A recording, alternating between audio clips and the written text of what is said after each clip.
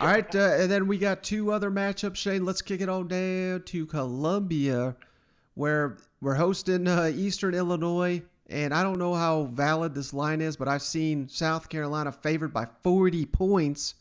I think that's on DraftKings, and hell, that's with Mr. Zeb Noland starting at quarterback. And my goodness, Shane, that was SEC fans they're acting like they won when they found out South Carolina is starting Zeb Noland, and that is, I mean, so many people around the SEC scratching their heads trying to figure out. It's pretty bad when a team names a starting quarterback and everybody else in the conference has got to Google that name. But that's where the Gamecocks are at, and based on the odds makers, it doesn't seem. This is a terrible, terrible Eastern Illinois team. So hell, they could start you or I at quarterback, and I think the Gamecocks will be fine in this one. You know what? Yeah, Gamecocks grab that kid. Well, he came off that Bishop Sycamore team, didn't he? So, hell, he's got an arm. Let's put him up here in South Carolina. So, no, I'm just messing. This is how many did you say? 40 points already? That's what I saw on Tuesday morning. Could you imagine? But the backup quarterback, I mean, the storylines that are going to come out of Columbia, I can hear it now. They're going to. Do you think there's going to be any quarterback competition? That's the bad thing. I will say, Mike, is when you play a lesser than opponent, everything seems to go smooth. Everybody's high on the cloud. Then you get Luke back at Georgia, and then you're like, well, maybe we should go back to the 40-year-old guy, Right, maybe we got a Winky Jr. over here. So kind of the way I view it, Shane, and this is how South Carolina fans have to view it. You're going into a season with so much uncertainty. Neither one of your coordinators has called a game at this level. Your head coach has never been a head coach previously, and there's been so much transition that I think the coaching staff is looking at it like, this is potential for epic disaster. If we throw out a quarterback like a true freshman in Gautier or the other kid, Jason Brown, from the FCS level that didn't even get to play football last year because FCS didn't have football. If we throw a guy out there like that and they just cost us the game, we may lose the fan base. And I certainly don't think that. It's way, way, way too early to be saying stuff like that. But just look at Chad Morris. Hell, we just looked at Willie Taggart, Jeremy Pruitt. Right. I mean, we are in an era where if year one is a disaster, we're already the Sharks are already circling.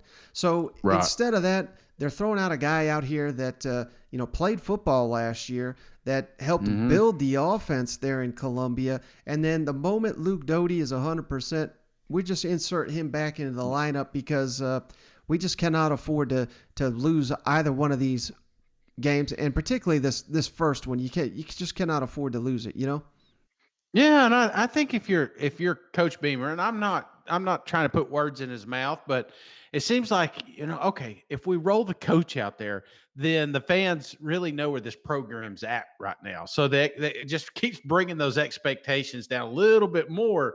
If you know what I'm saying, because Shane's he's in a rebuild up there. Say what you want, they've got some talent, yes, but they are nowhere near where they want to be. And I think this is just a reminder that they're thin, buddy, and that competitive depth is not there right now. Yeah, but it is important to note, Shane, that old Zeb Noland is not Uncle Rico. We named Zeb Noland our starting quarterback for this week. He's a guy, obviously he has Power 5 experience. It wasn't that long ago. He played in a playoff game a few months ago. He is very efficient, getting us in and out of the huddle, commanding the offense, controlling what's going on out there. He has a great understanding of what we're doing offensively because he spent the entire summer, as I know he told you guys, drawing up the playbook and coaching. So we've got a lot of confidence in Zeb being able to go out there and operate at a high level on Saturday night. We're not asking him to go win the football game. We'll never ask our quarterbacks to do that. We want to ask him to get us in and out of the huddle cleanly and efficiently without pre-snap penalties. Let's hand the ball to our running backs. Let's get the ball to our playmakers on offense at wide receiver, tight end, and running back. Offensive line, let's do a great job of running the football and protecting the quarterback, and let's go play. So we're not asking Zeb to go win the game on Saturday night. We're asking him to operate the offense efficiently, and we feel like he does the best job of that right now from an offensive standpoint. We have a ton of confidence in all of our quarterbacks, no matter who's out there. Colton, Connor, Jason, or Luke, if he were to able to really come along in the next few days and be 100%. And having said that, I told Luke this morning and telling you guys now, I'm never going to put a player out there when he's not ready to play. If Luke's not 100%, it's not worth it, no matter who we're playing. I want him to be out there and be at his best, where he can do what he does best and protect his health. Again, let's not. I know what the narrative may be out there, so let's forget about and lose the narrative of he hasn't played a football game in 2 or 3 years, and he was walking up and down the halls like Uncle Rico talking about what he did back in the day as a quarterback. He played quarterback a couple months ago. Or 3 months ago. He's been a graduate assistant coach since June. So like I told you guys when we activated him to our roster, he's played in a college football game a hell of a lot more recently than anyone on our team. Is it a little bit unique? Yes, but it wasn't, like I said, that he played a couple years ago. He played a few months ago. He's been a coach for basically 2 months as a graduate assistant when he was heavily involved working with the players and things like that also. All right, Shane. So I appreciate Beamer for his humor here.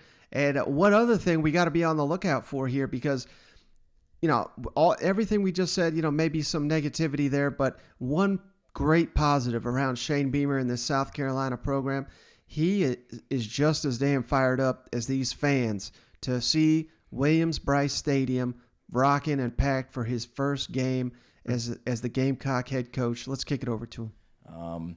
Where we can get into this week and just focus on preparing to play on Saturday night. But for me, it's doing that, focusing on what I got to do right now. As soon as I walk out of here, it'll be finishing watching the practice tape, start getting ready for third down, which is what we practice tomorrow, and be up here late tonight working on that, and then back at it Wednesday morning, and then on we go. But certainly, I'd love to sit up here and give you Coach speak about how focused I am on the game, and I don't think about all that other stuff, but that's a bunch of crap. I mean, I'm fired up and excited and can't wait. And I talked to the team about it this morning. I mean, one of the things we talked about as a team was controlling your emotions, that Saturday is Saturday night is going to be a big deal for all of us, and there's going to be a lot of excitement and energy and all that stuff, and we got to make sure we don't go in there and we're just so emotional that we go in there and lose our minds and forget about what we have to do to prepare to play. And I told them, I said, I'm in the same boat. I mean, I'm going to be jacked up when we do Gamecock Walk and